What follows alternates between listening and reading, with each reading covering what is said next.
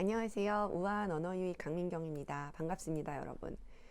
오늘은 어렸을 때부터 난독 진단을 받고 이렇게 중재를 잘 받은 친구들 말고 늦게 기관을 찾아오는 친구들, 그러니까 고학년이 다 돼서 찾아오는 친구들에 대한 이야기를 좀 해드리려고 해요. 우리가 쉽게 생각하면 난독증은 해독에 어려움이 있는 아이들이니까 당연히 읽기를 학습하는 단계에서 드러날 것이라고 생각하는 게 일반적인 상식이지만요. 뭐 문제가 드러나도 부모님들은 전문가가 아니시니까 이게 치료를 받아야 되는 정도의 문제인지 아니면 그냥 발달적으로 나타날 수 있는 수준의 어려움인지를 구분하기가 좀 어려울 수도 있고요.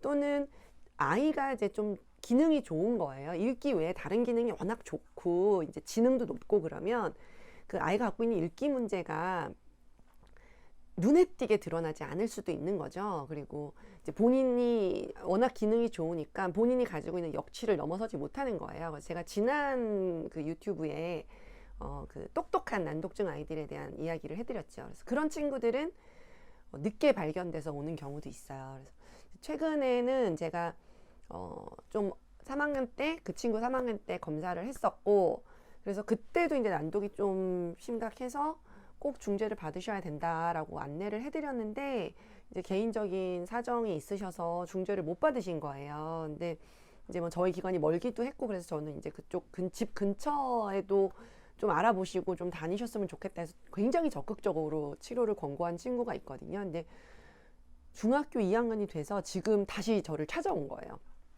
근데 그 사이에 중재를 한 번도 받은 적이 없고 아이의 읽기 수준은 그때하고 똑같은, 그러니까 뭐 학년 수준, 읽기 학년 수준이 달라지지 않은 거예요. 그러니까 그때는 이제 3학년 때 1학년 수준이었다면 지금은 중학교 2학년인데 2학년 수준 이런 식으로 됐으니까 사실 그때 어려웠던 것보다 지금 어려운 게 훨씬 더 심한 거죠. 그래서 이렇게 이제 뭐 고학년이 돼서 찾아오는 친구들 같은 경우는 우리가 이제 어떻게 중재를 해야 되나 이런 부분들에 대한 고민이 좀 생길 거예요. 일단은 그냥 저 어렸을 때 오는 친구들하고 좀 고학년 때 오는 친구들의 가장 중재에서의 가장 큰 차이점은 의문인식에 대한 포커스를 얼마만큼 둘 것이냐 이걸 좀 고민을 해야 돼요. 우리가 자소음소를 연결하는 기술을 가르치고 소리와 글자를 연결하는 걸 이제 의문인식과 파닉스를 통해서 지도를 할 것인데 사실 고학년 아이들은 나름대로 자기가 해독을 하는 기술들을 좀 습득해서 오거든요. 물론 그건 정확하지 않기 때문에 예측해서 읽거나 이런 패턴들이 여전히 남아있지만 그래도 나름대로 글자를 읽어내는 방식, 해독에 대한 기술을 나름대로 습득을 해와서 고학년이 됐을 때 의문인식 파닉스 단계 아주 1단계잖아요. 그 부분부터 다시 시작하는 것이 매우 효과적이지는 않은 거예요. 그러니까 저학년 아이들한테 하는 것만큼 아주 적합하고 굉장히 큰 효과를 가지고 오지 않을 수도 있다는 거죠. 그래서 이론서에도 의문인식 접근은 저학년 애들한테 훨씬 더 효과적인 치료인 걸로 되어 있고, 일부 뭐 고학년 아이들이나 뭐 어떤 특정한 아이들은 의문인식만이 정답이 아니다. 더 좋은 방법이 있다. 이 아이들의 해독 기술을 증진시킬 수 있는 다른 방법들이 존재한다. 이렇게 되어 있어요. 그래서 고학년 아이들이 왔을 때 선생님들이 난독증 치료하면 의문인식이지, 뭐 어머님들도 난독증 치료는 의문인식이지 이렇게 생각하셔가지고 그걸 그대로 연결하시려고 하는데 사실 꼭 그렇지는 않다라는 걸 꼭 기억을 하셔야 되고, 그 다음에 이제 두 번째로 기억을 하셔야 되는 건 고학년 아이들 같은 경우는 이제 우리가 독해를 어떻게 할 것인가를 좀 고민을 하셔야 돼요.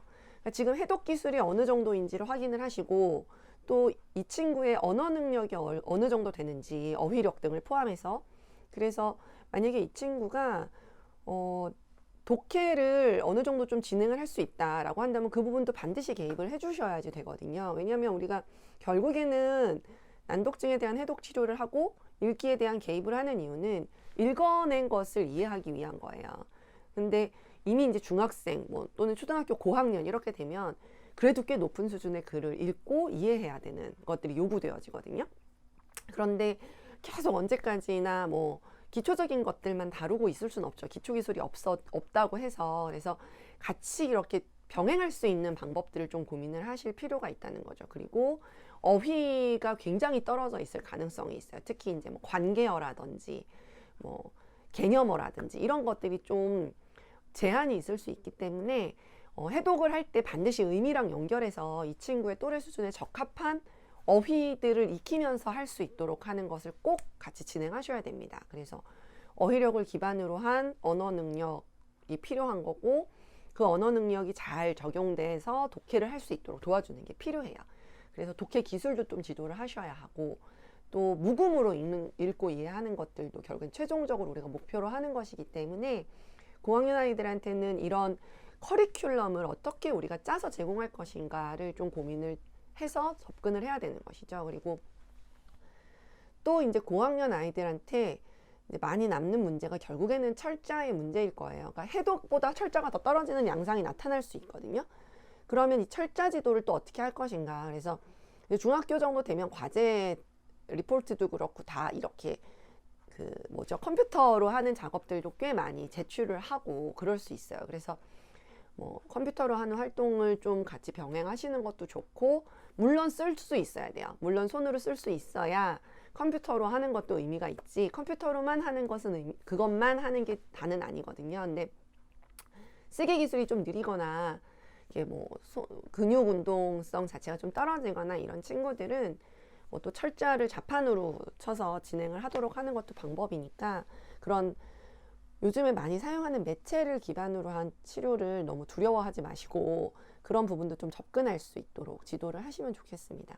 그래서 제가 이제 오늘 말씀드리고 싶었던 것은 저학년이 아니라 고학년 아이들이 왔을 때 어떻게 해야 되지? 막 이런 것들에 대한 고민이 있으세요. 부모님도 이제 이렇게 나이가 있는데 어느 단계부터 해야 됩니까? 뭐 이런 것도 고민이실 거고, 선생님들도 마찬가지고요. 그렇지만 결국에 해독을 안 할 수는 없어요. 그러니까 뭐 비단어를 통해서 해독을 하든, 또 불일치 단어를 중심으로 하는 해독을 하든, 해독을 안 하고 뭐 그냥 바로 유창성이나 독해로 넘어가는 것은 불가능하지만, 해독이라는 그 단계를 도달하기 위해서, 그 단계의 정확성과 자동화를 도달하기 위해서 반드시 의문이식 파닉스의 방법만이 답은 아니다. 이걸 꼭 기억하시라는 거고요. 그리고 우리가 궁극적으로 얻고자 하는 독해력도 병행하기 위해서 어떻게 개입을 하면 좋을지를 늘 고민하셔야 된다. 이런 부분들에 대해서 이야기를 해드리고 싶었습니다.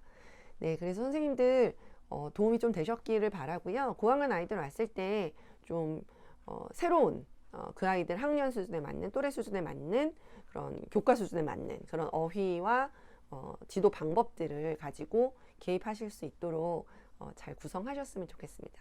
네, 다음 시간에는 또 다른 좋은 아이디어가 있으면 또 준비하도록 할게요. 요즘에 이제 댓글로, 블로그 댓글이나 뭐 이렇게 많이 질문들을 하세요. 그래서 그 질문들 중에서 좀 공통되거나 뭐 이런 것들은 또 답변을 한번 해드리려고 하니까요. 또 질문 있으시면 블로그에 댓글 남겨주시면 좋겠습니다. 네, 다음에 또 만나 뵙도록 하겠습니다. 네, 감사합니다. 구독은 필수! 좋아요는 잊지 마세요. 알림 설정 딸랑딸랑. 다음 영상 기대해주세요.